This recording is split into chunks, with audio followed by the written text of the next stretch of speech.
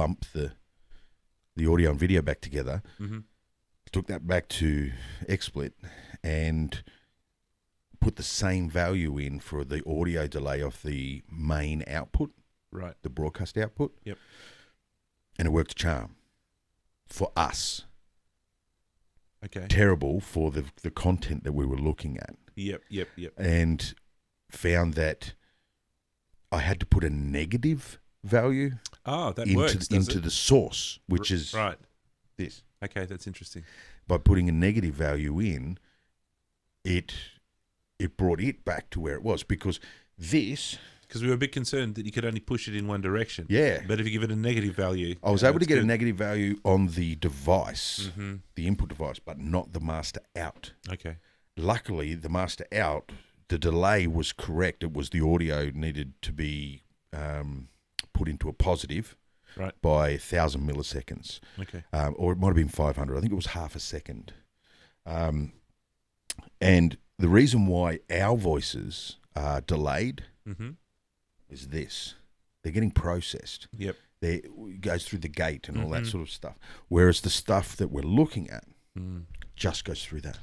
Fairly digital. Fairly, Okay, so there's now a delay on that to match up with the gate, is what you're saying? Yeah. There's a negative delay on that Mhm. and a positive delay on the master out. And they come together. It took a little bit of Jiggling. back and forth. Yeah. But yeah, Oh, that's cool. I'm really Alright. happy with it. So, welcome in. Yeah, cool, man. Welcome to the bridge of the Voyage of the Geek. Dan Miller, Dave Scotland, and we get together regularly every week to waffle at one another about all things geek. What's been happening through the week, Dan, in your week? Cold and wet. Cold's an understatement. Yeah, it's cold and bloody gloomy, and we're just talking about whiskey in Scotland. I think it's pretty much Scotland weather. Feels a bit primal Yes, at it the does. moment. Yeah. How about yourself? Same. I enjoy the wet, dreary weather, provided I'm inside a nice, centrally heated place. Like looking out onto the rain, Mm-hmm. nothing better for me. I love it. Yeah, no, I agree with you. I do like the gloom. I like a bit of gloom, but yeah, that's got to be matched with a nice warm house that you're sitting inside. Absolutely. And you got to have something to do, and then now and then just gaze out at the ordinary day that's outside. Where you don't have to be. That's it. So yes, pretty quiet week. We've sorted out some of our early issues with delay and things like that, and so technically, I think we have no excuses anymore. Mm-hmm. And now it's just up to us to continually find things that are interesting to talk about, which I don't think is a problem in this day and age. There's plenty of that stuff around. Absolutely. What have you got your eye on this week? Well, I'm still in the Ghostbusters zone from last week. I don't think we've explored all of the nooks and crannies. There's actually quite a lot of it to talk about. So And new figures. yeah, I haven't checked the new figures. Only very briefly checked the new figures, but I think it's tailing off a little bit. So this is the figures for the sales, ticket sales, Yeah, right? box office. Box office. So it's 46 or something other last week. I think it might be about sort of half that. Yeah, I think so. This Too. week? 68 in total, I Yeah, think. 68 in total. That's For right. 10 days. I think it's been up for 10 days. Yeah. So 46. Yeah. So that's about half for the next week. Mm. So yeah. All right. So that's pretty interesting. So yeah, what I was discussing about yesterday was, I suppose ultimately, is Ghostbusters 2016 a good movie, and how would you measure it? So what I've been doing is I've been watching a lot of reviews, and that sent you off on all sorts of little surfing adventures through the internet to go and check things and look things up. And I suppose what's been fascinating for me is the controversy surrounding it and the reasons why people think the way they do about whatever their opinion is about the movie. So I've collected a whole bunch of stuff that kind of explores a whole bunch of that. And just quickly, what we're looking at there is the Mindomo mind map that you're going to be using for the show in general, but also for specific topics like this, just in case someone's looking at that, wondering what that is.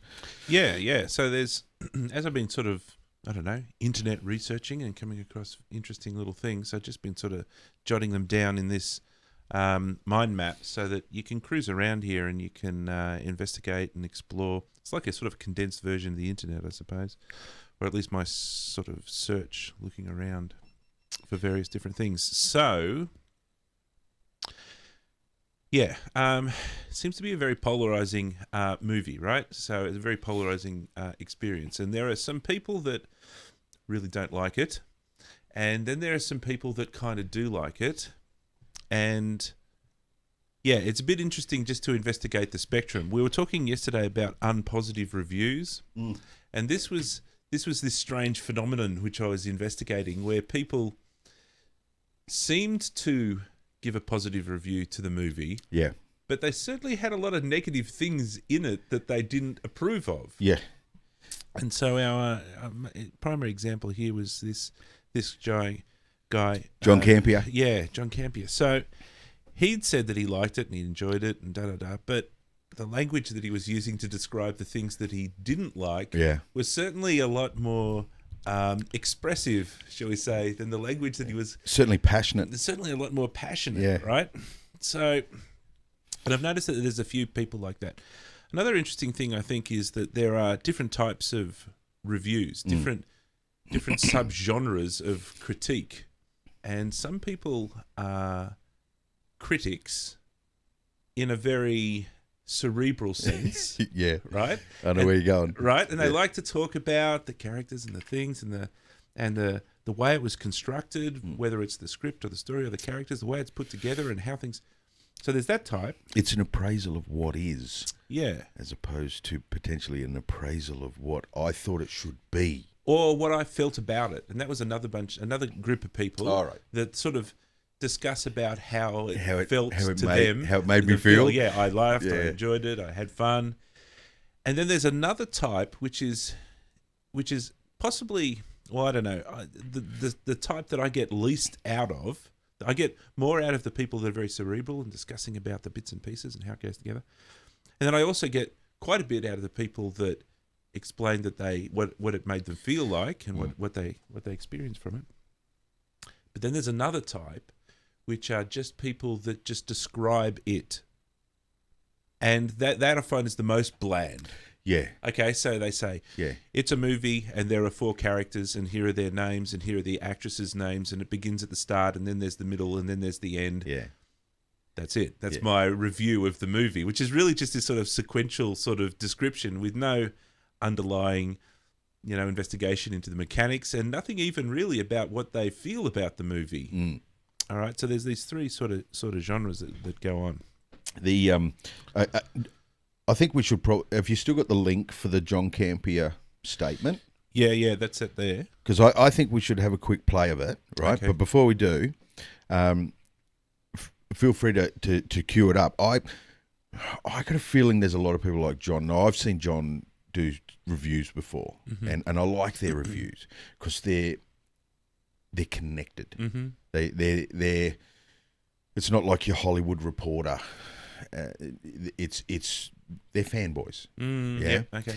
And I've got a feeling that is part of what he's going through there with the what's the phrase? I'm saying that I'm defining this term called unpositive reviews. The unpositive review. And I think, well, it could be. It's an idea I've got that because he is so connected to the property, it's not he's not making appraisal of it. I think he falls into the camp of, and I think he really wants to make an unbiased appraisal, but it's entrenched into his psyche, and it's impossible for him to not remove his preconception of what it could have been, should have been, would have been, whatever. And he's probably changed his mind 60 times since he first heard that they were making a movie, and maybe even had some ideas of what it could be before they even announced that they were making a movie.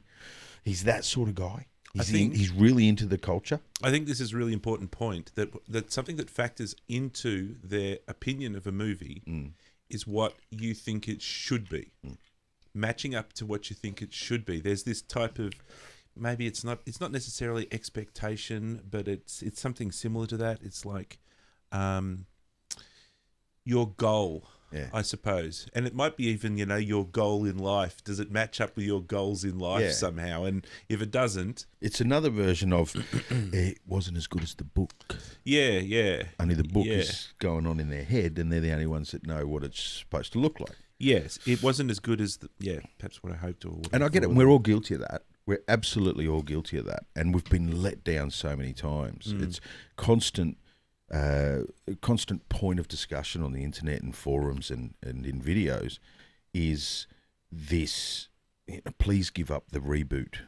Please give up the remake. And the Ghostbusters is at the pointy end of the wedge. Because they get it wrong so much, at don't the they? tip. So let's just play then a bit let's of have a look at John and just listen to what he has to say. But it's not all sunshine and roses for Ghostbusters. So I'll just stop him there. He did begin by saying that he liked it and he enjoyed it and he laughed as well. I think is also what he said. So he's not all. But as he was discussing those things, as he was mentioning those things, it was fairly passionless. Passionless, exactly. Yeah. He said, I liked it. It was fun. Yeah. It was fun. He was reporting on it. Yeah. He was doing that, just the reporting. Yeah. So anyway, and then this comes along. I want to talk about the one big major problem with this film that made me end up coming out of Ghostbusters going, you know what? I liked Ghostbusters. I liked it. I had a good time. I laughed. But I would have come out of this movie loving this movie if it wasn't for this big, huge, glaring train bus wreck of a problem that kept happening every 15 minutes. And here's the problem. Cameos. I'm not talking about just when like Bill Murray does a cameo. We've known that forever. I'm not just talking about when Bill Murray comes walking in. I'm talking about, I swear to God, every 15 freaking damn minutes in this movie, it's like the filmmakers and Ivan Reitman had to go, don't forget, guys, there was an original, and the original was classic, because they had to throw at us some sort of cameo, whether it was a cameo of a piece of music, or a cameo of a piece of art, or a cameo of a creature, or a cameo of an actor, or a cameo of a joke. So clearly there's a something going on there. There's something going on there that's individual, that's going on inside. It's not we didn't go from dry to wet, and we all experienced it. So something going on in his brain there, where he went from the professional, and maybe also it doesn't help the fact that he was probably a young guy when he first saw the first Ghostbusters, and that can play very strongly on bringing back very strong emotions about certain things. We've seen it with Star Wars, stuff like that. There's another factor that's, I think, at play here is that if you have a look at the number of subs that he's got, 56,000, because there's so much controversy about the movie and it's so polarizing, I think there is a tendency that if you're more popular or mainstream, you actually have to appeal to that popular mainstream demographic, and you can't be polarized, right? Because you're trying to appeal to 150,000 people. Yeah. You have to take the average of what their opinions will be, and that will be somewhere in the middle, and then you have to sort of hover around that zone, and you can't really go off on a insane rant, because if you do, you will piss off 50,000 people in the world. 50,000 people will probably be like in agreement. So the sort of risk reward is a lot more poignant. I think you're right. Somewhere in his makeup he's a commentator. He's absolutely 100%. I think he derives his living from it. Yeah, he does.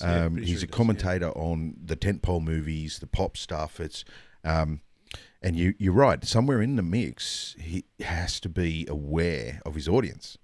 Otherwise, he's going to be a short-lived commentator. Right. Now, we can go and check out some other reviews. Now, imagine that you work for the New York Times. Yeah. What are you going to say about a movie? What if it's a terrible movie? Are you going to say, this was a piece of shit movie. You obviously can't use that language, but Yeah. you probably can't go that extreme just because of where you sit in the spectrum. Yeah. All right. So that's one angle. Another one of the angles that I've been looking at is the humor, and this is very subjective, right? The humor inside the movie. And now one of the things also I need to note, and this is something that people do who are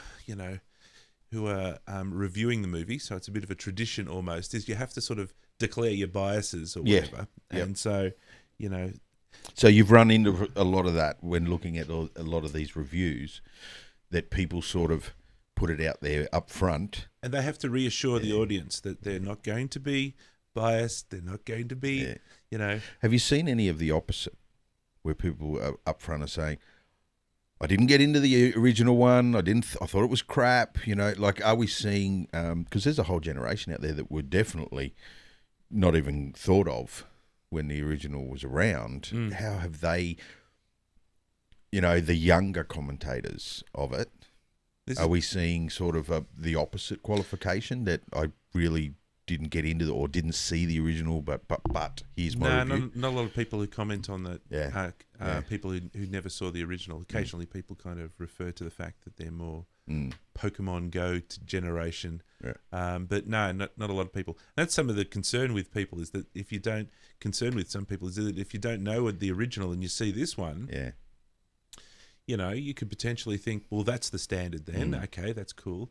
And then compare the original, and that's part of the problem that we're getting into, that people are finding. Okay, so one of them is the humor in it, right? Mm-hmm.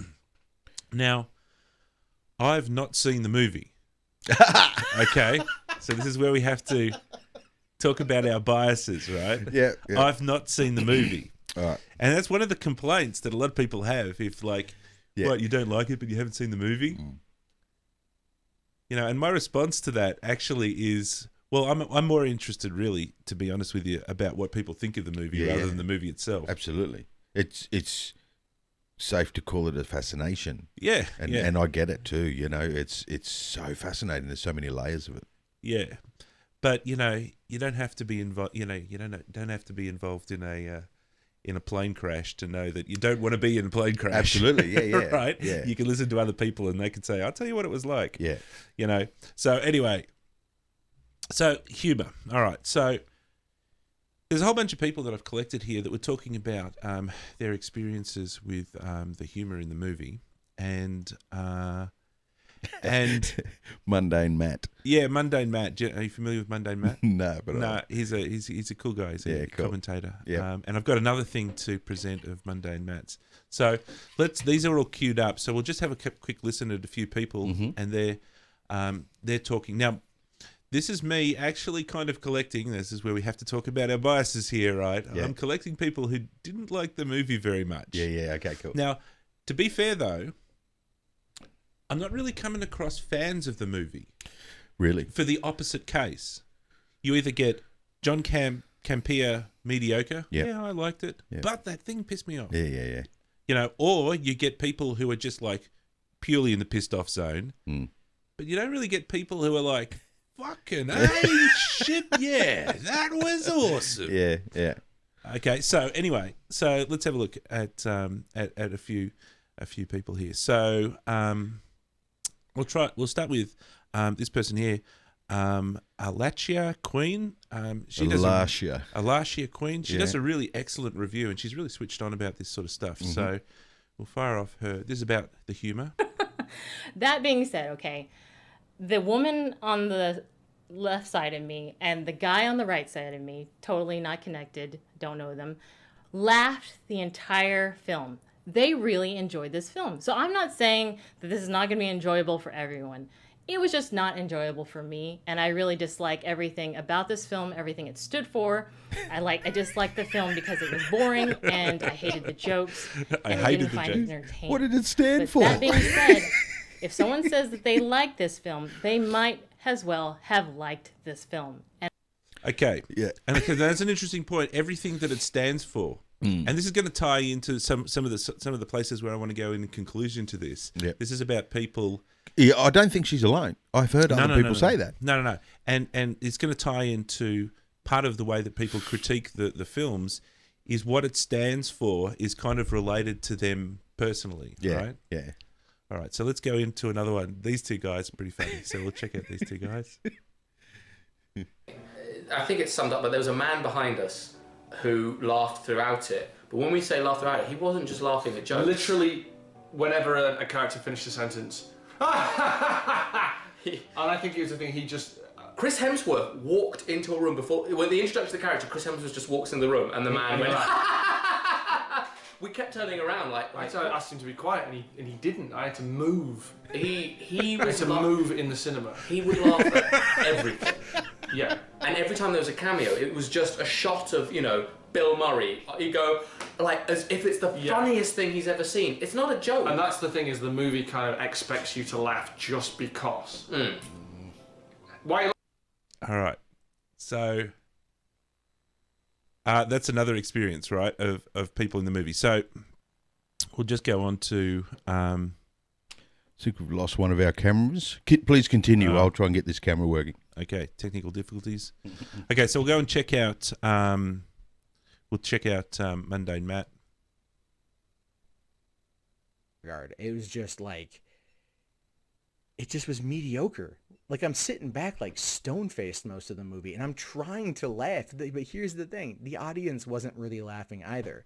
The heavy-set, heavy-breathing, loud, chewing woman behind me, she occasionally chuckled. And she chortled at the end with the Sigourney Weaver bit. But ultimately, I mean, she was, like, loud throughout the fucking trailers and everything.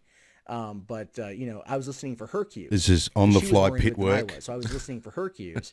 Or anyone else's cues to maybe kind of pick up on something.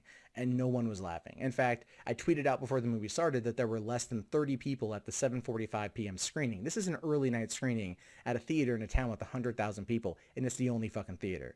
All right. Movies like Star Wars. All right. So I've got a couple of other clips here, but essentially people are saying the same thing. There is either nobody laughing or some people that just seem to go right off. Yeah. Just like rockets. Yeah. And laughed and laughed and laughed and laughed. So that I felt was a pretty bizarre thing. So continue on to your next video. I'm going to swap over this camera charger pack. Although, hang on. All right. No, I've got to swap over the charger pack. So continue on, Dan. Okay, cool. All right, so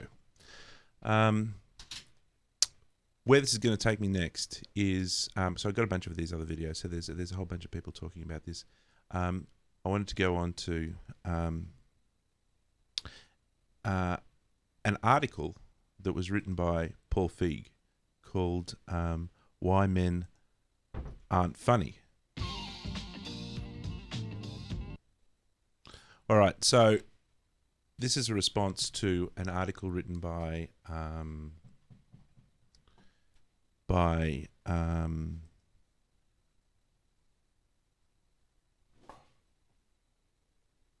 Christopher Hitchens. Sorry, article written by Christopher Hitchens. And so this is going to be just a bit of an investigation into humour and the subjective nature of humour, right? So why aren't women funny? So this is a joke. This is a joke. This is an article written by Christopher Hitchens. Yes. Okay. We're back with Vision, by the way. We apologise. Technical difficulties. Yes. What was wrong? I got a feeling when I bought the GoPro, Kogan, who I bought it from, who gave me a great price. It's still $200 cheaper than you can get a Hero 4 today. I still don't know why they were so cheap. But they sent me a USB wall socket adapter. Okay. It's twice now it's decided to just stop, just not want to play. Okay. So, and it pains me to say it, the only way that I can get reliable power to the GoPro is through an Apple. Oh dear. USB adapter, You're a traitor. wall socket adapter. But please continue, sir. Tell me why women, according to this article, aren't funny. Okay, so why women aren't funny. Now, this is going to... so this is Christopher Hitchens. Now, this is a bit of an investigation, I suppose, into humour, subjective nature of humour, and ultimately we're going to sort of come in on a landing on Paul Feig, all right? Because he's the director of the movie. Yes. Why women aren't funny. What this is related to is a study that was done at Stanford University, no less, where they got a bunch of people. Actually, it's a fairly small study, so don't put too much. It's done at Stanford University, and it's all scientific and everything, but there's only about 20 people involved in the study, so you've got to be a bit careful of those type of things when it's in small numbers. But they... So what were their findings? So they stuck a bunch of people in front of cartoon jokes, Okay. right? And they stuck MRI Like things newspaper cartoons. Like a one frame. Yeah. And then they stuck a MRI thing, and they're doing brain scans on people while they're observing, watching the humour. And they noticed, to their surprise, that there were slight differences in the humour appreciation between men and women. Remember that there's only 20 people in the study, so take that with a grain of salt. Yeah. But the study essentially kind of concluded that the women were they were less easy to please in terms of appreciating a joke as funny. So it was harder for them to give it a high score. Okay. It was more difficult to score. Yeah, they were less likely to give it a high score on that's a really funny joke. Okay. But when they did appreciate some humour, they thought it was riotously funny, and they got a lot more out of it. Okay. So that's the difference, right? Right. So that's the audience. That's the audience. Yeah. Okay. So, so that was the kind of findings, and it was related to brain space. Things going on inside the brain, and the amount of activity in certain areas, and how long the activity happened for. That they summarised that the women were harder to please, but were much more happy when they did get pleased. Okay, so Hitchens then takes this and then just writes this article. Because he's on a tightrope, like with that as the title. Right? Yeah. Now this is actually slightly clickbaity title. Oh, okay, cool. Okay, it's a slightly clickbaity title. Is this recent? Did you? No. This is 2007. But the article is at 2007. It's not a reprint of an older study. No, the Stanford University thing came out in 2007. Okay, cool. So it is fairly recent. Yeah. Cool. So he then goes on, and what he's trying to do in the article is he's trying to kind of explain what it is, what this study means. What does it mean in the wild, in the larger context, and what does it mean? How does it impact? How does it affect the things around us? Yeah. And why is it like that? And how does it affect the things around us? And the thing that he's saying is why women aren't funny. He's sort of grabbing anecdotal evidence that guys are generally more funny than women. And although I'm not exactly quoting him, he'd say something like, there are more male comedians than there are female comedians. That's interesting because they're two different things. Like, guys are funnier than women. Yep. Is very different to there are more male comedians than women. True, that's a quality. Because one is a ratio. Yep. Of 100. The other is a grading. Of the quality. Yeah, you can have loads which is really hard to grade. Yeah, you can have loads of crappy comedians. That doesn't mean they're funnier, right? Okay. The funniest comedian in a room full of boring shits might not be that funny. Yeah. All right, so he goes on and he goes through and explains this. And, the way that he's explaining it is, the way that he's describing it is in an evolutionary sort of paradigm, right?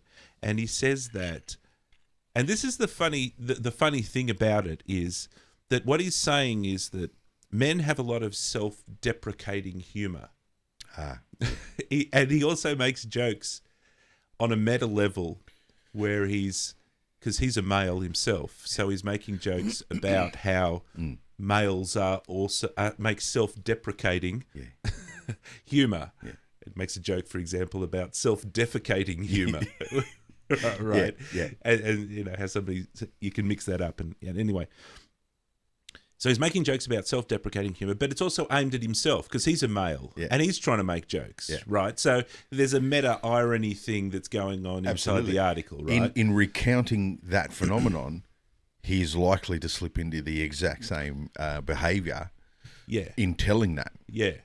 And so he's talking about sort of lowbrow humor as well. Yeah. You know, dick and ball jokes and all of that type of stuff. There's cerebral humour. Yeah. And then there's everything else. Lowbrow type of humor. Everything else. And so he's trying to bring this all but together. there's a place for South Park in the world. There is. Yes. Yeah. And he's saying that that's kind of a male thing. Yeah. And that females, for some reason, don't tend to do humor in the same way. No. Right? And this is kind of, he's trying to link back to the study where it was more the language part of women's brains that were more engaged with the humor in the thing. Do you think it's got anything? You mentioned before the self-deprecating. Mm-hmm. Do you think that's got to do? Is there any correlation with ego? Do women have more ego or less ego than men? Because I can speak for myself and the people I grew up with and the people I've been around, and there's always ego. There's a lot of ego there. Mm-hmm. I don't see it as often in women. Mm. I don't see it as often. It's actually quite rare that I see it in women. It's an ugly thing. Are we self-deprecating as a form of reining in that ego? Because if we don't self-deprecate, then it rears its ugly head and we come across as... It's a bit like a tall poppy syndrome. Something completely the opposite, which is usually unattractive. No one wants to be around all that. You know what I mean? Yeah. I think I'm getting where you're coming Is from. ego one of those things, of potentially many, that cause this thing, this separation? It might be. It might be, and that sounds like a good hypothesis, right? In the article, what he's saying also is that men do it to get chicks. Okay, right? And this is the self-deprecating, not the self-defecating, but the self-deprecating humor is that he's saying men do it to get chicks. Yeah, and women don't need to. And women don't need to. That's what he's saying, right? He's actually poking fun at men, is the thing. So he might be onto something. I've seen a lot of women comedians since I've been following a lot of the podcasts by a lot of the big, Joe Rogan and Segura and those guys. When you do see...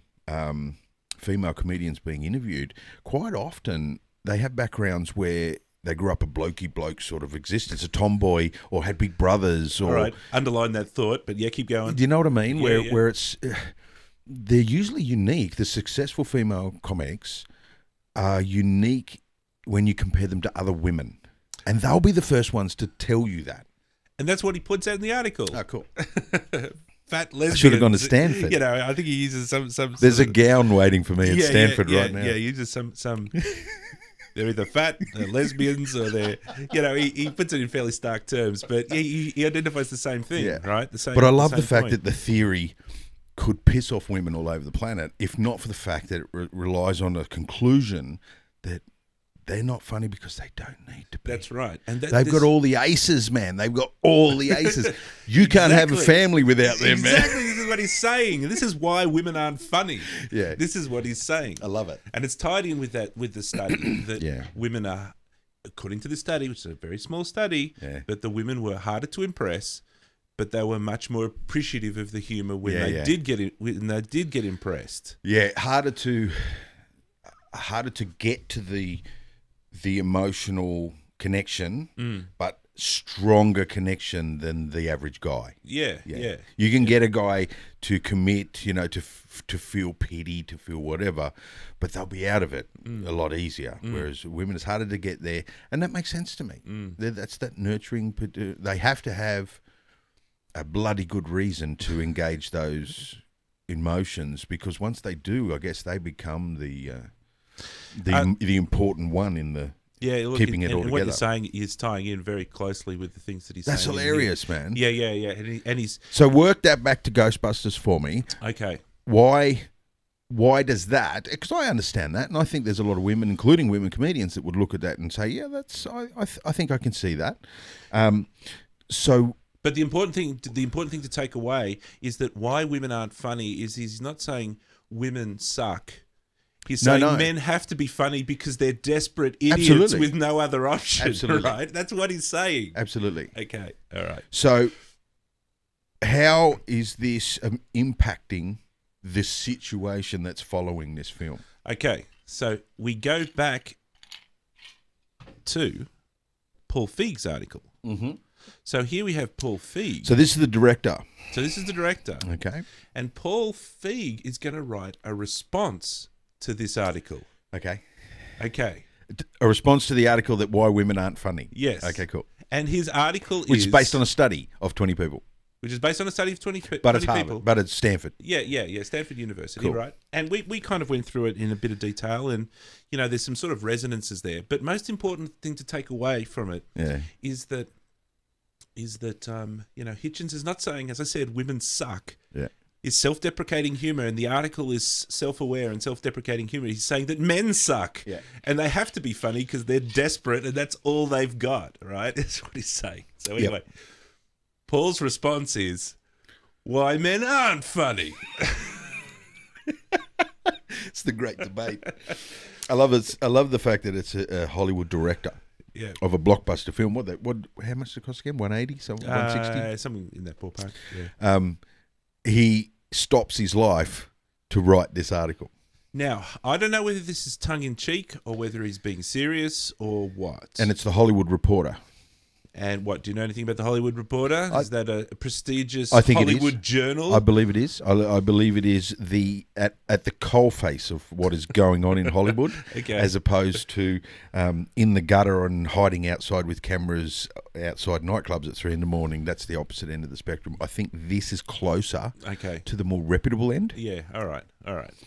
They at least check one source. Yeah. So Paul's response is, why men aren't funny. And then he goes on to say, poor men, you hear them in the office, and they're making their jokes about genitalia and bathroom activities. Dick and ball jokes. And men just aren't funny. And this isn't funny. This isn't funny is what he's saying. This isn't funny. Yeah. This is lowbrow, poor quality humour. Oh, sure, and it gets a bit snarky for some reason, right? Oh, sure, there are men who truly make us laugh. None come to mind at the moment. It's like, are you for real? He's quoting English poets. Yeah. So he's found 2 random people that almost nobody's ever heard of. Euripides, right? The jokester. I think Euripides, if you go and check out Euripides... Is he one of the demigods or gods? No, he's a Greek playwright. I think, and I don't know, but we could check this, but back in ancient Greece, there's democracy and there's philosophy and there's reason and there's logic. They're inventing logic. But they're also watching Euripides, who has plays with people with gigantic penises strapped to their body dancing around on stage. Absolutely. And they didn't spend as much as they spent on amphitheatres to not have theatre ingrained in their psyche as well. So anyway, he goes on through this, and he then sort of goes into, he makes some strange arguments about the biology of it all, and so and one of the weird things that I find is that really this is an apologetics piece. Oh, okay. And he's sort of saying women are funny and they can do it. Yeah. And go, my sisters, my fellow sisters. Don't you listen to that big bad Hitchens dude. But as I think I've hopefully explained, that he didn't really understand Hitchens' article. He was just reacting to the title. Yeah, as most people would. All right. So because there's words and stuff. There's nowhere near enough pictures for a lot of people. Yeah, that's the right. The original article. So what he's then saying here is this is a bizarre argument, is that now that we don't need to hunt and gather out on the plains, somehow women can now be more funny. Seriously, he went back to hunter-gatherer. I don't understand. Hitchens' argument would be that's ingrained in your biology, and you can't just escape by saying it's in your DNA. It's right? He's fast even got becoming here Y chromosome. It's like if it's in your DNA, you can't just escape by just deciding to not do it. Right? It's fast becoming as ridiculous an argument and so regularly used as, well, Hitler did it, and so Yeah. you must be his. You know what I mean? Like you can tell an argument has gone shit, Yes. and you need to just walk away from it when that Yeah, gets yeah. pulled out. And also, well, cavemen, they didn't do that, the so same with we the- shouldn't be doing that. It's the same with the 2016 article. Why should you do this or shouldn't do that? Because I think it's 2016, man. This is the Hollywood Reporter, and that's a letter to the Hollywood Reporter. Yep. Is that the source of it? Yeah, yeah. From the director of Ghostbusters, Yep. trying to This justify is that before women that Ghostbusters, though. Oh, it's before. It's Okay. before, though. I thought it was Right. after the fact, but even still, trying to this justify is that 13. women are actually funny. Right, and really what we're going towards is Paul Feig's mindset, his outlook. Yeah. Right, we were talking about various people's outlook on what humour is and what they think is funny. Yeah. So let's just summarise down here. So hail to the funny women, Mm-hmm. Continue to remove get out there and make and we. I like how Yeah. he uses we, being a male, talking about We in the know will laugh He's talking politely. about himself as a female almost, right? Yeah, and Continue we to in the know remove- will laugh politely at the funny men. And wink to each other condescendingly. He doesn't use the word condescending, but wink, Yeah. behind their desperate but well-meaning backs.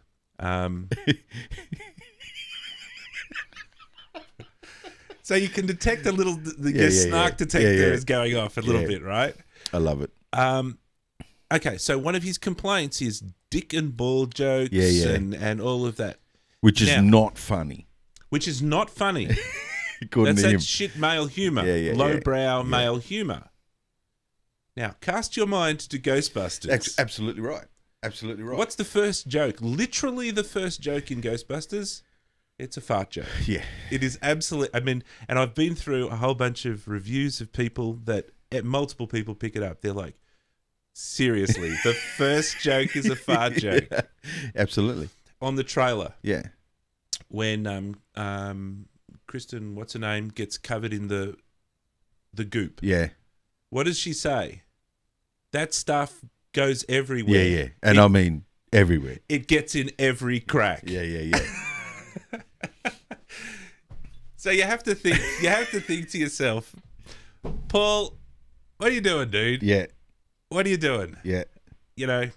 So I suppose really what I'm coming into a landing for here is that, and this is one of the contentious issues, of course, about Ghostbusters, is that there's the feminism, the power to women issue. Yeah, and I think To it. for any executive board, which would have happened, right? Someone bought the rights. Yep. You don't buy the rights to Ghostbusters without a considerable investment. Yep. Unless it's an inheritance or something stupid, right? Which does happen. Like the James the Bond series is an inheritance, from the Broccoli dynasty, so to speak. But you don't go down that path without a serious investment, and therefore somebody made a decision to own that, to have an all-female cast.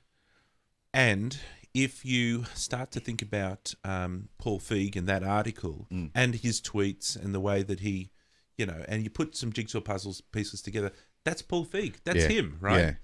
And Mundane Matt down here had another good observation where he was talking about the other movies that Paul had made. Well, quick question. Yeah. What would be the situation in one sentence? What would be the situation if it was a half female, half male main cast? Out of the 4 Ghostbusters, 2 were chicks and 2 were guys. What would be the situation? What do you mean? What would we be discussing at the moment? What, Well, we what do wouldn't. you think would be? We wouldn't. We'd be... No. None at all? No. We All right. wouldn't. Well, how about one guy Ghostbuster and 3 chicks? Anything that Is was... there a ratio? No. Anything that was less stark than 100%, this agenda goes to 11. Yeah. Anything that was less stark than that, it would have just blown underneath the radar and everybody. And probably wouldn't have made anywhere near the money that it made. I think perhaps the opposite is a lot of people when they're reviewing, they say, if only it would you just had a bit of a balance, you didn't have to go to this full extreme. This is what Mundane Matt is kind of pointing out. Yep. When he's reviewing the movie, is that he's saying that, and I haven't seen Bridesmaids or Spy, but Paul Feig is a sort of a subversive. Okay, have you seen either of those? I've seen enough of Bridesmaid to know the type of movie it is. It's the female version of Bachelor Party that we had in the 80s, early 90s. Yeah.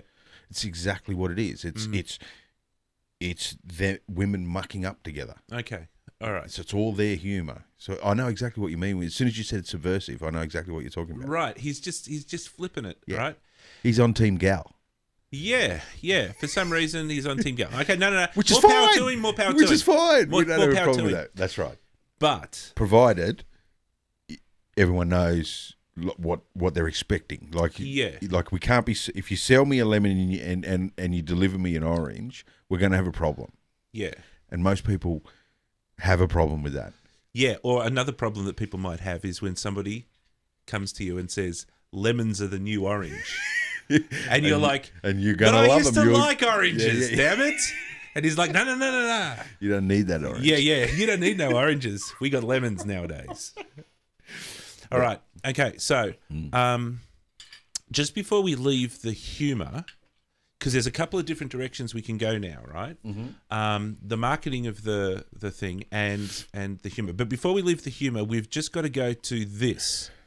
So this was collected. Yeah, show me Mundane Matt. Give us a. He's a great guy on YouTube, and he does lots of videos and he reports on sort of things that are happening, pop culture and news and stuff. Nice. And anyway, so I'll just give you the simple story is that he's talking about Ghostbusters, and there's an ad on TV in the US for Ghostbusters. Now, background to that is the original cut of the movie was 3 hours long or something crazy like that. Oh, really? And Of so the new film? Of the new one. So they had to chop it down. So obviously they had lots of footage laying around. And I know from watching bits and pieces that some of the footage in this ad for Ghostbusters is in the movie, but not all of it. So they've got some extra footage from somewhere, whether they did a pickup and they asked all the actors to come back and they filmed them, or whether this footage is actually just off the editing room floor, so to speak. So we're going to watch this, and this will sort of tie into the things we're going to talk about. So Ghostbusters has already started. Mm-hmm. It's in cinemas, and this ad comes on TV for Ghostbusters. Okay, cool.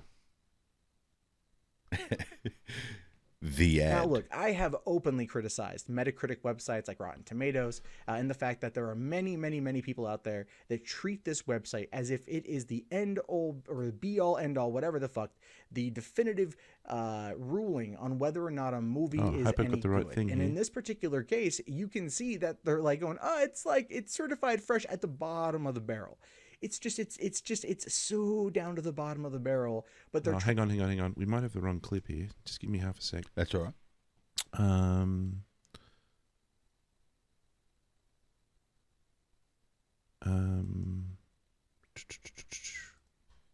So the film has been out, and this is aired. Yeah, look. Don't panic if you can't find it. We can certainly. I can describe it. Yeah. Why is it not? It's not in here. Okay, I can't see it. All right, fine. We'll just move forward anyway. Mm-hmm. Essentially, firstly, it's got that humor that's out of the original clip, the original trailer. Yeah. Now you know that type of humor. So we've already identified that there's there's that lowbrow humor that Paul Feig himself complains about. Yeah. But then there's also this other type of humor, which is, I don't know how to describe it. Maybe SNL, which is that skit show.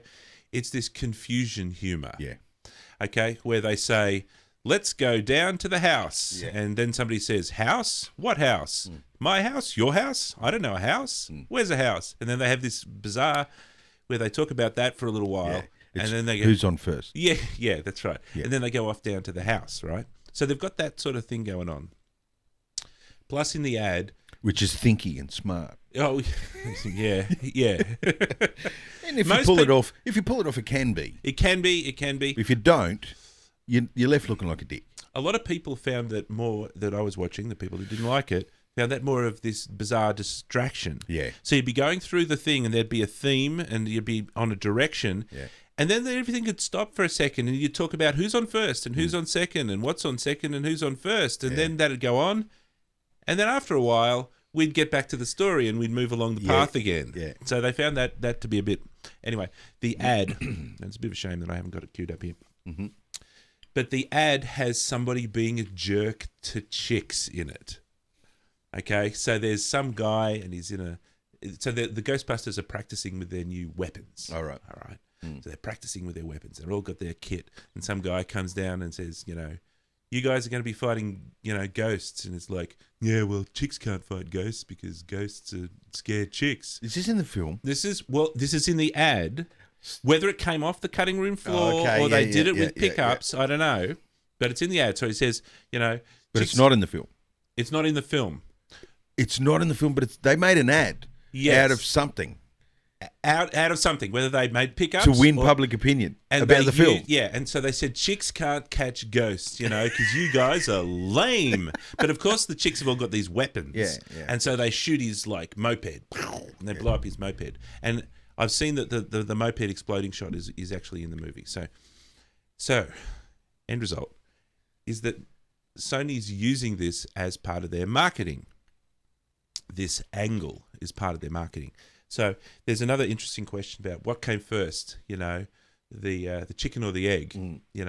Did they think to themselves, we'll just do this, turn it on its head and chuck all the chicks in. Yeah. Then suddenly they got this ton of hate coming at Yeah, them. yeah. And then they thought, oh, fuck. Yeah, exactly. And then they thought, well, shit, how can we use this to our advantage? And then they went And they come up with that. They come up with these type of things. There's another rumor about the trailer.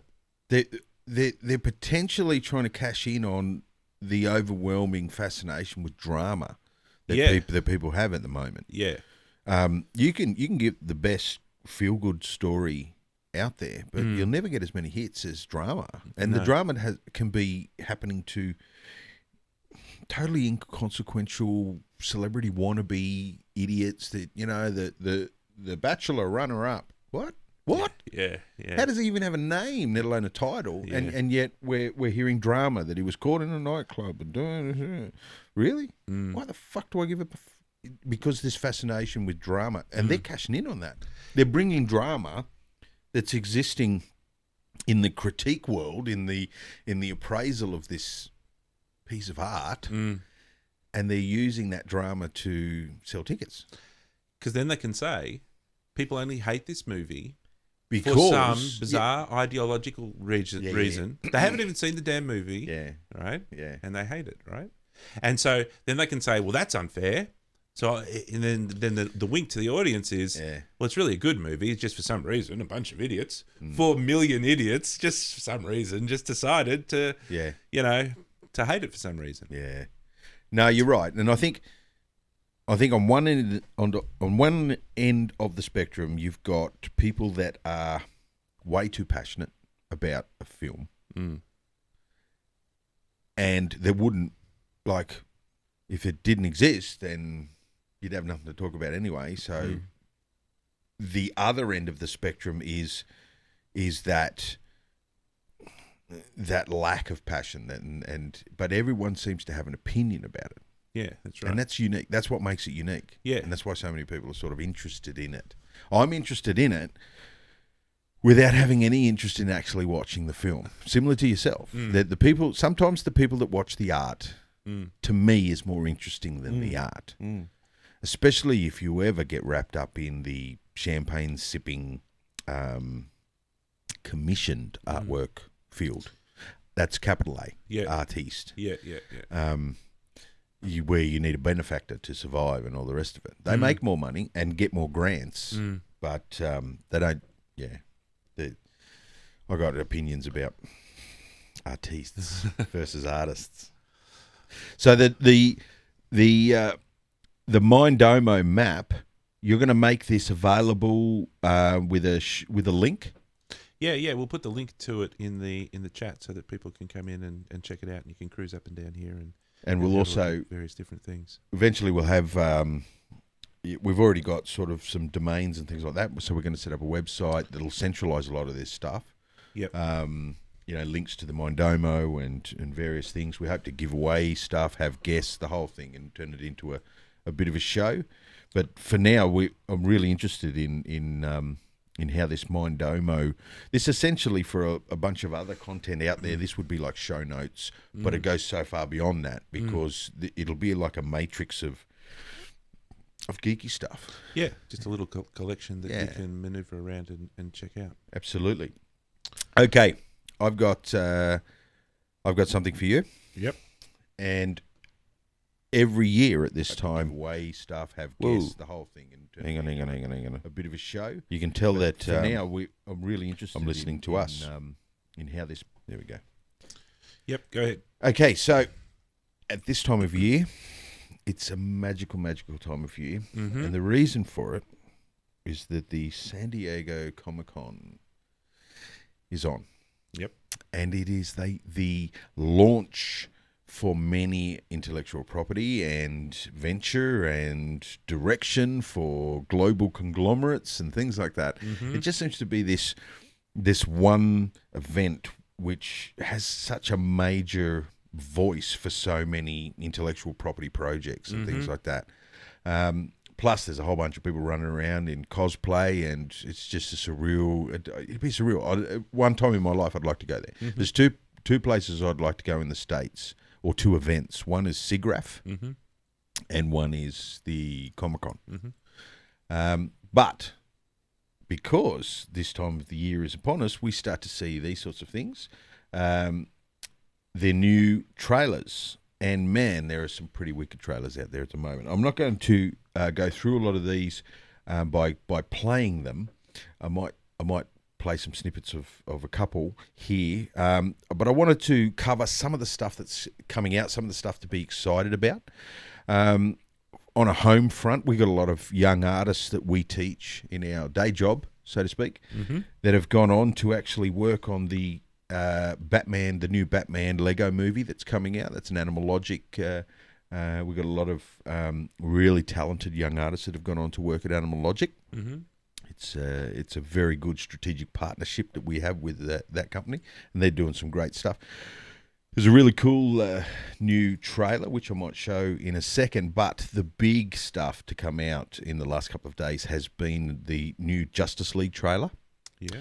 Which is, it's an exclusive trailer. I'm going to show, we'll show that. We'll have a, actually, cancel that. We'll have a look at this one first. And this is following footage was prepared by the filmmakers as a special look for the fans at the Comic-Con. There is a stranger who comes to this village from the sea. He comes in the winter when people are hungry and brings fish. He comes on the king tide. That was last night.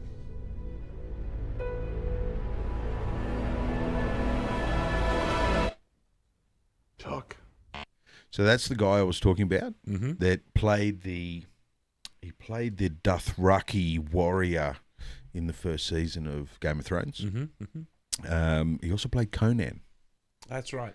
Yeah. And I got a feeling that he might not be wearing contacts in that shot. His eyes actually look like that. Okay. Yeah. And he's built like a tank. Yeah. I believe that an enemy is coming from far away. I'm looking for warriors. This stranger. Others like him. I'm building an alliance to defend us. It's very important that I see this man. Barry Allen. Bruce Wayne. You said that like it explains why there's a total stranger sitting in the dark in my second favorite chair. He said he'll fight with us? More or less. Yeah, there might be contacts there. More or more less?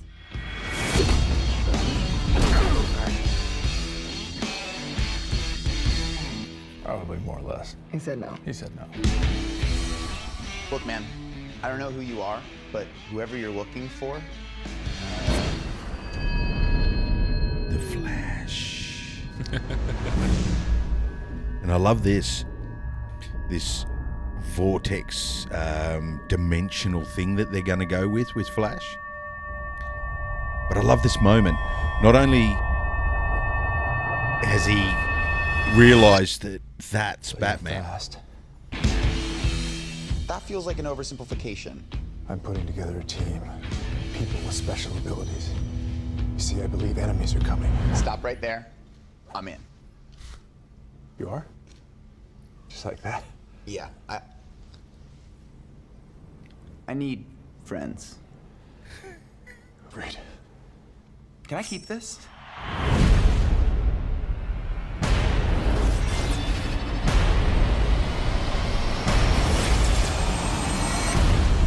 I heard about you.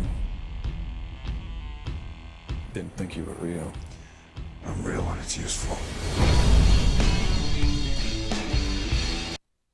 So, that's the first one. Well, that looks pretty serious, doesn't it? Tell me, though, did you not... were there not moments that were really, really cool? Yeah. And then there were other weird bits in that. Yeah. Most trailers do that to me generally. Yeah. It's often the dialogue that gets to be the weird bits. Did you see when there were 4 heroes there and they're standing in a doorway and then there was another doorway across this thing, this opening or whatever, there's another doorway over there, and that's when they stop and sort of, I think Cyborg talks to Batman there at the end. Where is it? So,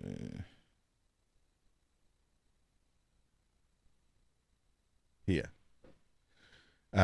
It's shots like these and it makes you think, that's a bridge. Like, you've decided to show us the first shot of the whole trailer where all 4 of them are together, and their adversary is a bridge and a door. True, they didn't really hint at the adversary. They didn't offer anything. They just almost nothing, did they? Well, the only thing is Batman early on when he's Right at the trying to start. talk. Yeah, he says something about a threat from far off. Yeah, it looks interesting. Where do you sit with Threat from with far DC and does that mean Superman? and I think Marvel? Superman's the threat. Oh, well, Superman's definitely not dead because he's in the posters. Yeah. He's on the posters. But I haven't seen him in this trailer. And I don't know whether it's because conspicuously missing. I don't know whether it's because they decided to end the last. They should never have left the last movie with him being dead. What's the fucking point of that? Like, why do we have to go down that now? See, if he comes into this film, we have to deal with that. Either have to be in the same universe with an excuse, or a different universe with a confusing. Where are we now again? And it's either a one sentence. Let's move on. Yeah. Or we have to go through it. You know? Do we have to go and find him and bring him back, and he doesn't want to be a hero anymore and all that shit? They should never have killed him in the end of it. And that's Rob, what's his name? Schneider? That's his fault. He made the decision. I don't know. I'm blaming him for now because it's in his special edition. Have you watched? No, you haven't watched the original yet. With the original of what? There's 2 versions of the Batman Superman movie. Okay. The one that came out... what, there's a director's cut? Yeah. There's a director's cut. So 30 minutes of extra footage. Okay. That's a pretty serious director's cut. 30 minutes. Come on. That's half an hour of exposition Yeah. that he's decided to include to give you a better indication of what he was trying. I think what happened is public opinion... Marvel, Disney, Marvel, they're actually pretty... They listen to their fans. And if there's a groundswell of disagreement, they address it. And all the power to them. I think they should. I think people these days expect to be listened to because they can be listened to. Because everyone has a voice. Because everybody has a voice, and you can leave a comment on a video or you can leave a comment on a trailer, and people expect that you should be aware of that if you're producing some sort of content that's meant to be, you know, aimed at people who actually do care about that stuff. Yep. And yeah, all too often you see in both games and movies and videos where for some reason that people seem to be in their own little world, and you think, you know, what are you doing? I mean, you might have a dream, you might have a vision for what this thing could be, but if it's not jiving with people's expectations and their desires, Absolutely. What are you doing it for? Absolutely. And how many films have we seen made 20 years before the audience was made? You know, that at the time, people look at it and go, what the fucking hell is this? And then 10, 15 years later, people get it because the guy was before his time or whatever. Yeah, you're right. All the planets have to line up. So some big ones there. I won't. I want saw you the to have Wonder Woman one, right? I watched the Wonder Woman Oh, good. the other day. Because I don't want to play it, but I'm glad that you watched it. What do you think? And I thought it didn't suck. I think I was the same. One of the things that big challenge though. How the hell do you get First World War to look sexy? Yeah, and how do you get you know, the slightly this is always the challenge, right? Having these cheesy comic book heroes that look good as icons in comic books. Yep. You know, with their spandex, you know, specular highlights covering them. How do you get that to look serious in a world when you're trying to be serious? Absolutely, because cartoons didn't do it. Like we used to get up and watch the Justice League. Yeah, things like that. They didn't do it. No. And they were consistently trying to capture the might and power of, you know, it never seemed to work. But yeah, it's difficult. Yeah. I think it was partly they had a very serious tone to it, which I think was reflected in like the end credits when they've got the music coming up, and they had the sort of the Inception, boom, you know, that's the we're serious sound. Yeah. Absolutely. And they had, it was all kind of gritty. You know, they had that First World War thing where it's all gritty and it's the opposite of shiny, and she's all got, you know, dirt and crap all over her and all that sort of stuff. And then the other part of it, I think, is you've got to go halfway with making it real, and you know how they've got the new Superman with the sort of carbon fiber looking thing. So it's not this shiny thing. They twist it just slightly, just so that it'll work. Yeah. And then the other one is you just then take everybody along with you in the ride, and you just say, well, Wonder Woman's taking this shit seriously. Yeah. Right? Yeah. So you should too. Absolutely. All right? She's not making campy jokes about her She sets outfit. the bar. Yeah. She says, I'm serious about this shit, even though I'm wearing stuff that's not armor. She's going to be... Like, we see guys like Ben Affleck coming into Batman. We see the Superman, the new Superman. People seem to have an affection for him, you know, and I think he'll probably be a Superman for a little while, and then eventually we'll have no Superman. I was never really enamored with Superman. But I think she'll be around for a while. Her character, there's something about this actress. She's just got this film I like that presence. she had an accent. I thought that was cool. That's what I was about to say. Yeah. I think it brings so much to the role, and it's natural to her, and she has this. It's not just a stage presence. Yes, she's got this special look in front of the camera, but she commands a certain level of respect. She held her own in the scenes that she shared with Batman and Superman, and as an actress, it can't be hard. It can't be easy. That's Ben Affleck there, you know, and he's in a bat suit. You know, that's Superman, and I'm in this little skimpy cheerleader outfit, whatever. One thing I thought was interesting. I was showing Leanne the trailer, and I said to her, I've always had a bit of a problem with Wonder Woman that I don't really know the lore, so I don't know. Is she a god? Are bullets an issue to her? You know. And in this film, she's using a shield. Yeah. Right. And then right in front of me, I saw the answer as to why bullets weren't a problem for her in this film, at least. Someone had come up with a pose when bullets were coming at her. There's a big, you know, semi-machine gun or something. Yeah, I saw that. Yeah, I know what you mean. Yeah. She's got the shield. Yeah. But she's standing with her knee forward, and her knee has a metal guard on it. Oh, yeah. And her other leg has, like, her skirt has metal sort of flanges that come down, right? So when she stood in this pose, if I was to take a camera around in front, I would see nothing but metal. Yeah. I thought it was brilliant. Whoever came up with that. And I don't know whether I just caught it at the right angle and noticed something. I've got a feeling they come up with an answer to that. Because I've got a feeling she is susceptible to bullets. You will notice there's some there's a lot of TV stuff here, right? But there's some interesting. The new Blair Witch trailer. Watch that at your own peril. It's a freaky one.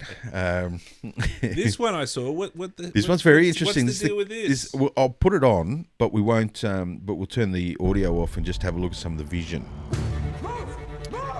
Because and we've been discussing this from the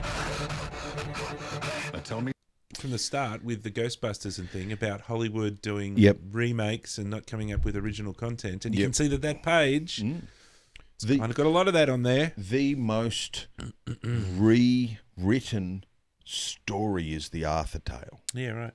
It's been rebirthed so many times, and I think Robin Hood is right up there in the top 5 as well. But this looks interesting. This, when I looked at it, it's got a strong cast. The main character, a lot of people would probably confuse him for the guy in Vikings. He's not in Vikings. He's one of the lead actors in the TV series, the Motorbike Gang TV series. I just can't remember what it is. He's a good actor, very strong actor. The bad guy's pretty good. The Jude Law character looks pretty good. I'm assuming that he's a bad guy. But even the guy that was just flashed up, and of course, Guy Ritchie. Guy Ritchie is a brilliant director. He's a director that's not afraid to play with cameras, with lenses. There's this really cool shot that he creates in the first or second Sherlock Holmes movie. Guy Ritchie directed the Sherlock Holmes films. And we're looking at a stamp on a piece of wood. And the stamp is a destination, I think, is some sort of location. And then the camera moves up the piece of wood, only for us to find that it's actually upside down because we see sky, and the skies are, and it goes all the way over until it's facing the other direction, and then the two main characters walk through underneath the camera. Yeah, okay. And there's not a lot of directors doing that nowadays. You know, it's just not. You know, the inventiveness has sort of gone out of cinematography in the last few years. Yeah, it's too easy to sit down and do it by the numbers. This thing here looks like it's got some magic. It's got some wizardry, which I'm getting some Hobbit vibes. It always had Merlin, but Merlin has always been, as far as modern cinema, played down a little bit for his magical prowess. It was more potions and things like that. Very successful TV series is the Merlin TV series with the young Merlin. Don't know. It's on a Sunday afternoon. It's been been around for the last couple of years. I'd never got into it. Didn't like it too much. Okay, so that's a pretty good one. This one we're going to have a look at. It's a survey job. Very excited about this. Yeah. I got even more excited. I got less excited when I saw Sam Jackson. Okay. Mainly because it's an unknown quantity. Sometimes it's brilliant, sometimes it's really shit. But then I saw John Candy as the older, he looked like a scientist type of guy. Not John Candy. No, it's not John Candy. John Goodman. Way off base. Yo. Yeah. There he is. Yeah. He looks like he's lost a lot of weight. You are going to tell me everything I don't know? Well, that's... Or I'm going to blow your head off.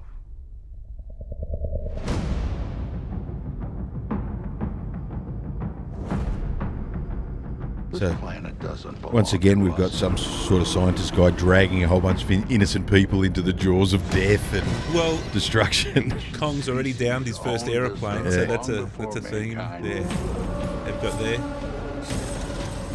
I spent 30 years trying to prove the truth. So the cast looks great. The supporting actors, even Hiddleston and like the female actress, I can't remember her name, but she's a good actress.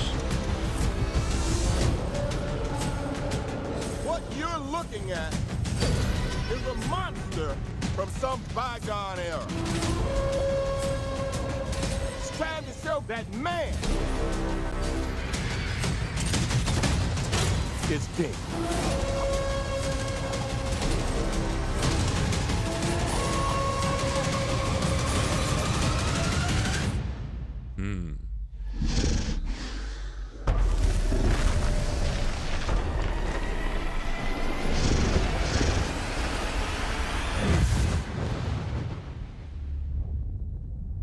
So it looks interesting. My guess is that we're looking at a real popcorn movie. I would have had a very different opinion of it if that trailer had no voiceover content, no vocals, just visions, music and vision. Yeah, There is a. because when Sam Jackson starts breaking into the Braveheart moment, inspiring the troops, that's a different movie altogether, isn't it? Did you see that in the original Jurassic Park? Did you see that? Have you ever seen that where it's not just the total US Armageddon cheeseball friggin' fest? I'm worried. I saw a lot of cool things there. I definitely saw some stuff I want to see. But do you think, based on the trailer alone, have they missed an opportunity to recover from the last King Kong movie? Kind of did remind me of Godzilla a little bit.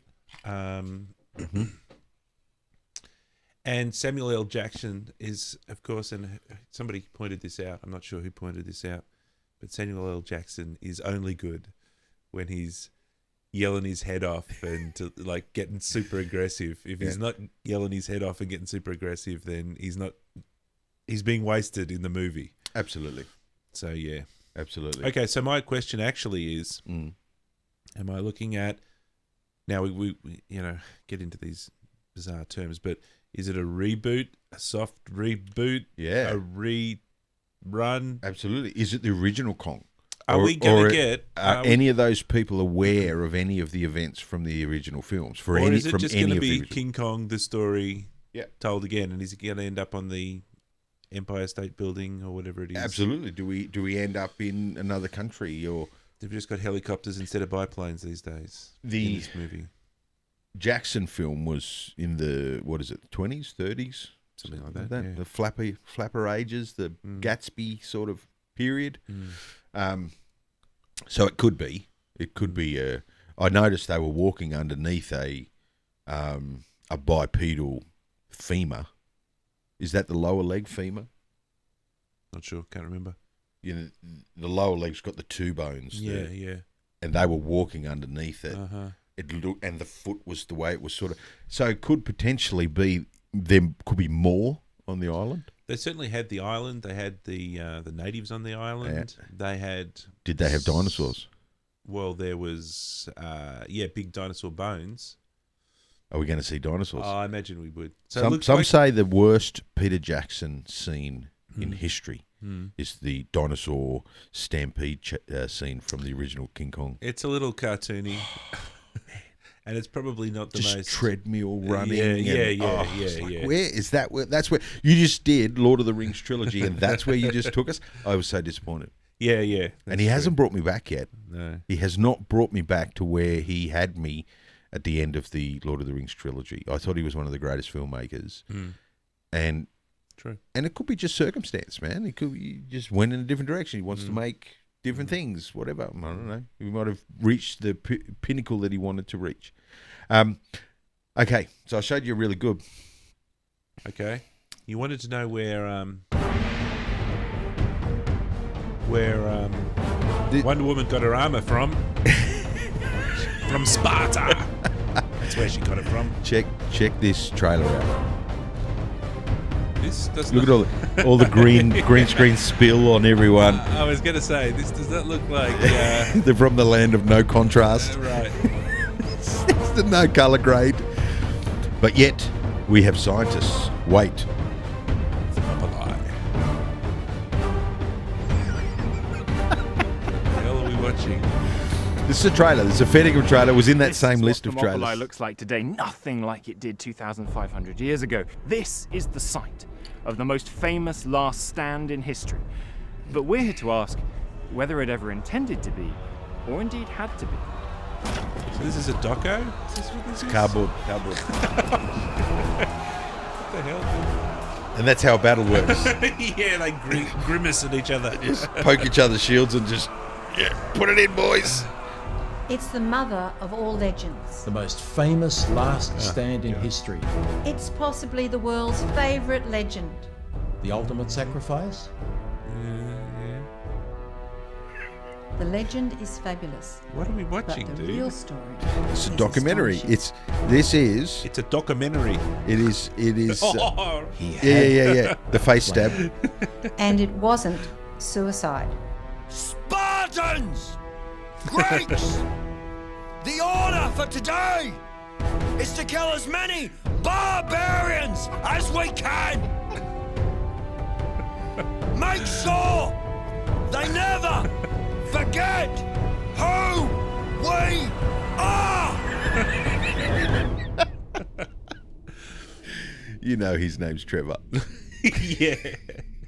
Bazza. So, what I learnt from that is anybody can get a trailer on IMDb trailers. We've all learned something today, I think. Like, it's so poor that I can't believe their science. So hang on, this is a documentary. Can we go back? Can we get some information? Yeah. It's a documentary, and like I'm dead serious. It's so bad, I can't believe their science. They're gonna say something that the real story, the real story is this. If the real story was that interesting, you would have had enough people invest in your project so that you could do a fucking colour grade or get rid of that green screen spill. It is terrible. It's terrible. And I thought it was like a spoof. I couldn't help when I first saw it. I thought there's stars. There is full cast. It looks like they're like this looks good. See that there? That would be on a. Oh no, that's a different movie altogether. Oh, I thought that was one of their pieces of artwork. That's why it looks good. Yeah, it does actually look good. This is their that probably goes on their. That dude's helmet's too big. And what can you remember the? I can't remember the actual name of the font. Even but remember the text. font that Yeah, no one's I was allowed about to to use. say, look at the font. Look at the Papyrus. text. Papyrus. Do they have a drop shadow on that? They've got a drop shadow on it. They've used papyrus. Are they? Is that seriously papyrus? It's papyrus, and rightly so. I mean, well, it's it is ancient Greek. in papyrus land. No doubt they were writing all over. I couldn't resist when I was going through the trailers. It's historically authentic. I just couldn't resist. So, last thing I want to touch on, and this is more of a resource / asset. We've spoken about IMDb before as a great resource. We use it quite a bit. But a lot of people would be familiar with this list. And this is the worldwide box office list. And we look at films in the top 10 of Avatar, Titanic, Star Wars, Force Awakens, Jurassic World, The Avengers, Furious 7. What's the time frame here we're looking at? Time or something? No. Well, this is what you get when you look up, and this is a great site too. I want to bring attention to these guys. We're going to use them regularly. Box Office Mojo. They've got some great stuff, and that's really what I'm talking about at the moment is off Box Office Mojo. But I'm also talking about some of the stuff we're going to regularly revisit. Yep. So this is your box office unadjusted. Okay. So this is all-time earnings unadjusted. Okay. So you're obviously not putting Avatar up against Gone with the Wind or the original Star Wars of its time. But Box Office Mojo does offer adjusted for inflation. Cool. So if we click on that one, we get a little bit more of an indicator, but you've got to be careful. Yeah. Because most movies prior to 1980 had a re-release after 1980. Right. Okay. To the cinema. Gone with the Wind went back to the cinema. Ah. Couple of times. Right. Lots of Disney cartoons went back to the cinema. Nobody had television or the internet in those days. Seven, so they probably Seven wanted Dwarfs and an opportunity to go back down to the cinema and check it out. Absolutely. Interesting. And also they would revamp the footage. Some of those movies were shot in colour but released in black and white, and so they would be re-released, right? So you've got to be careful. When you read this stuff, you've got to be careful. But I think it's a pretty good, accurate look at what these films made in today's dollars. Yeah? And so we're looking at Gone with the Wind, Star Wars, Sound of Music, E.T., the Extraterrestrial, Titanic, Ten Commandments, Jaws, Dr. Zhivago, The Exorcist, and Snow White and the Seven Dwarfs. So that's the top 10 domestic gross movies adjusted for today's market. Now, of that list, that's a pretty bloody hard list to crack into, because look at some of these figures. When we consider Star Wars Force Awakens grossed 936 million, and everyone was ranting at it, considering Gone with the Wind and the original Star Wars is $1.5 billion adjusted. It's a pretty difficult list to crack into and to move. It's pretty amazing Star Wars Force Awakens managed to jump in there. Look at all those other movies. Absolutely. And the years that they were... except what's the youngest movie apart from Star Wars that's in there? Titanic? Titanic's, yeah, and Avatar would be somewhere in that list there. Yeah. Interesting. But the most Hang of on, them... how much of Star Wars is in there? Well, Star Wars, Star Wars, Empire, and Jedi. Yeah, there's three. There's three. That's crazy. And depending on what list you look at, if you looked at the non-adjusted, if we go back one, this is the non-adjusted list. Star Wars gets a pretty good... It's number 3. Uh-huh. But then when we come down here, we start to run into Phantom Menace and then the original Star Wars. So, and then even Revenge of the Sith is 50th in this list. But this is what you're looking at is a tally sheet in a marketing exercise, because that's judging a movie on sale. Mm-hmm. And we all know that you can sell 1 million units of a piece of shit, or 50 units of a $1 million product. Which one would you prefer to have? The one that sold the most of, or the one that's worth more? Yeah. And so this is not the list that I'm more interested in for us to talk about regularly, although this is fascinating, and we will regularly come back here. There's some stuff I'll show you in a second. But it's this one. This is the IMDb Top 250. And these are voted. So if I hover this, it'll say, based on 1.68 million user ratings. Interesting. Yes, mate. This is judging the film as a film, and has nothing to do with the box office earnings of it. You got movies like The 12 Angry Men, not a big box office film. The Good, the Bad, the Ugly is somewhere in this top 20. You've got New Hope down at 20. Goodfellas. Samurai. And this one, it just is rock solid. No one has been able to knock this puppy off. But just like the last list, this is a very difficult one to break into, because look at the company. Look at the company in the top 10 then. Fight Club, Good, the Bad, the Ugly, Lord of the Rings, Pulp Fiction, 12 Angry Men, Schindler's List, The Dark Knight. This one interests me. Godfather Part 2, and look at this for an achievement for a director. Yeah. These two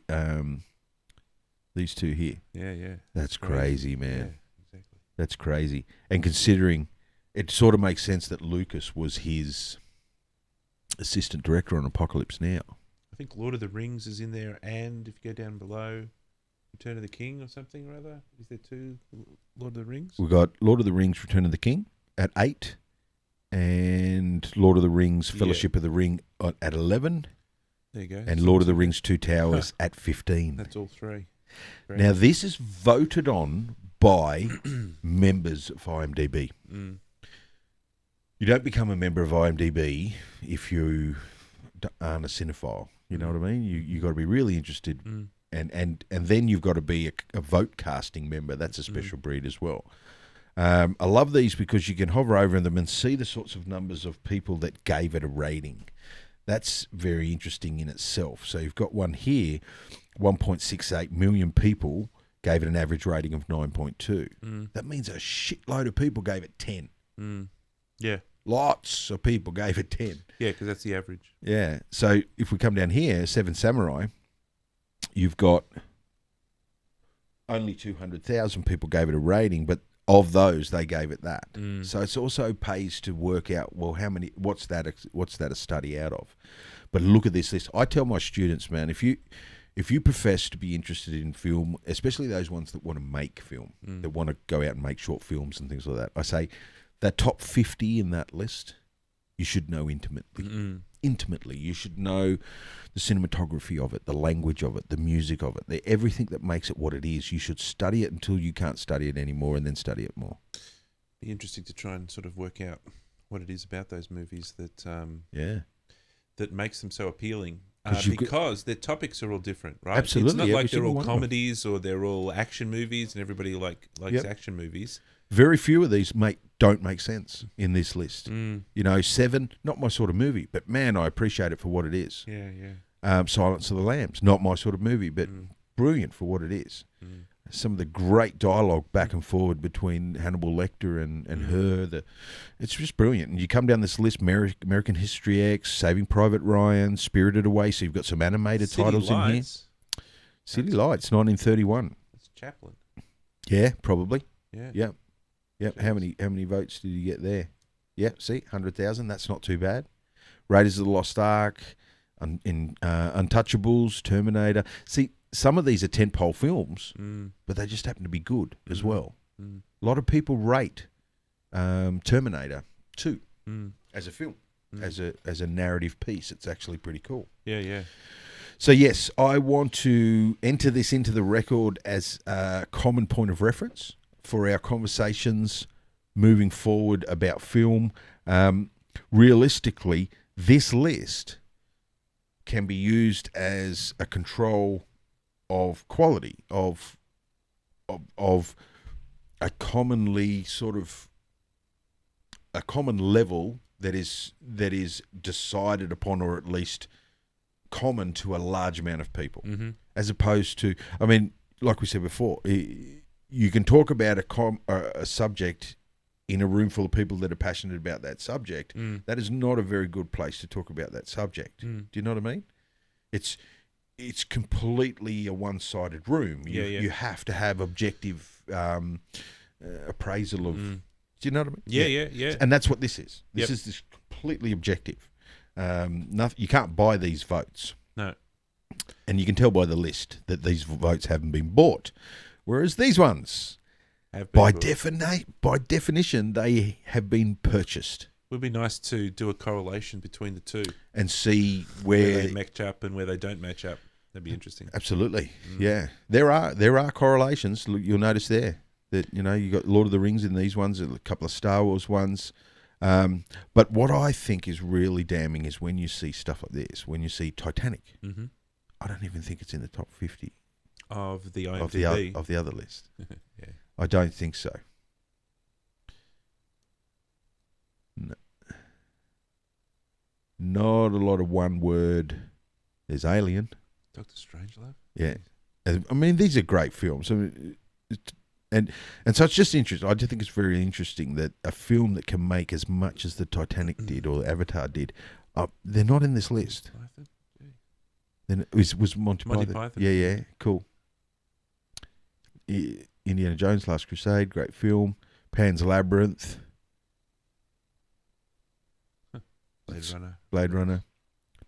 Way down the list. It's good that this is a 250 list as well, because you really see. You need that room. Yeah, probably. You need the range. Because you're still in the 8s. Yeah, down here at 150. And you're still in the 8s, and we're still talking about films like Force Awakens at 143, The Elephant Man. Do you know who produced The Elephant Man? Nope. Mel Brooks. Wow. So that's awesome. That's going to get locked into the Mindomo matrix, and we'll regularly revisit the IMDb 250 list, and also we'll regularly tap into this one here. Probably the last thing I want to show you is this in the Box Office Mojo site. I love these showdowns. In the showdowns, they put movies up against one another.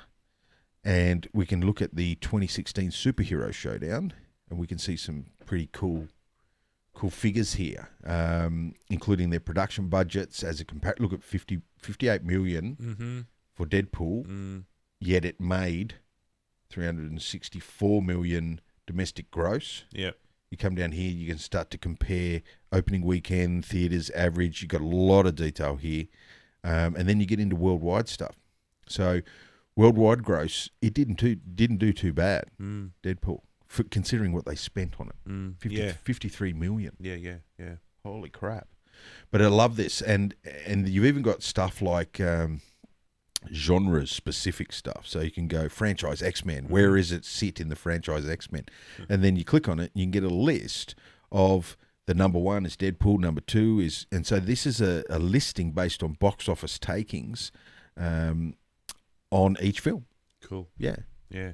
And there's heaps of them. There's heaps of these showdowns. So we'll regularly revisit the Box Office Mojo stuff, and we'll also have a look regularly at the IMDb top 250 list as we move through films that are coming out and stuff like that. Sounds good, man. Yeah, man. So that might do us for the day. Awesome. I'm going to play this in the background while we sign out. Still not sure exactly. This is an alternative. Last week I showed you a musical artist, a musical animator, or visualization, or animation of a musician, or whatever it is. This is a different person, but has a very striking resemblance when you look at his site. The YouTube site is Andy Philibrown or Philibron. It's probably Philibrown.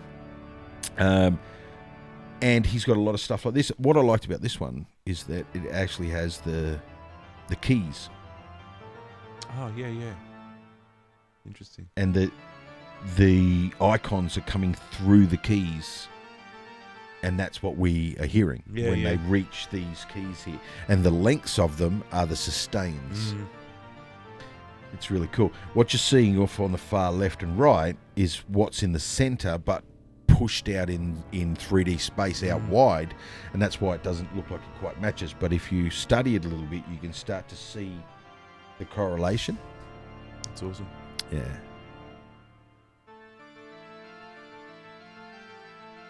So that's it for us for another week. Yeah. Cool. Join us next week when we talk about more things geeky. And is there any homework you'd like me to do through the week, Dan? I haven't thought about homework. I know what we both need to do. What's that? I watched Zootopia the other day in 3D on the big screen out in the theatre room. Yeah. And you've got to join me for I think we should do Zootopia. We'll start up early. We'll come over and we'll do Zootopia, and then we'll talk about it a little bit in the next show. Sounds good, man. It's beautiful to look at. And from us graphic geeks, 19 bounces in the render. And it's stunning to look at. Really, really beautiful. So that's what we'll do next week. Awesome. Anything? Any parting words? No, but we'll just keep adding to our network of information, and I'll be keen to check out IMDb and Watch Mojo. They sound like really interesting places to investigate. It's always interesting to look at those numbers and see what they mean. Sometimes you can actually bring up in that Mojo site the studios. And then you can see what they've made every year as a studio over the last X amount of years. And you can see certain points where their profits go down. And then all of a sudden in 1 year they jump back up, they almost triple. And it makes you wonder, did you just hire a new CEO? And you want to go down that rabbit hole and find out what changed. What did you do differently there? It's really a bit of a gambling business that they're in, really, isn't it? Yeah. One thing I can tell you, without going into detail, the biggest studio at the moment is Buena Vista, is Disney. That's Buena Vista is what they use when they don't use Disney. Okay. With the castle, you okay. can't. Could you imagine sitting down to a Star Wars movie with the Disney castle at the start? People would be outraged. Yeah. But somewhere there, it's Buena Vista, Right. and that's where they release their non-Mickey Mouse type shit. Man, they're kicking ass. They are so far in front of anyone else at the moment in yearly profits. But then again, they own everything. Cool. All right. Well, that's it for us. And next week, we hope to have some nice links and stuff in place so people can send us emails, things like that. We'll start interacting. We want to really start interacting with people. And that'll be ready, hopefully, by next week. Sounds good. I'll say, that's Cool. it. Until next week, bye for now. Catch up.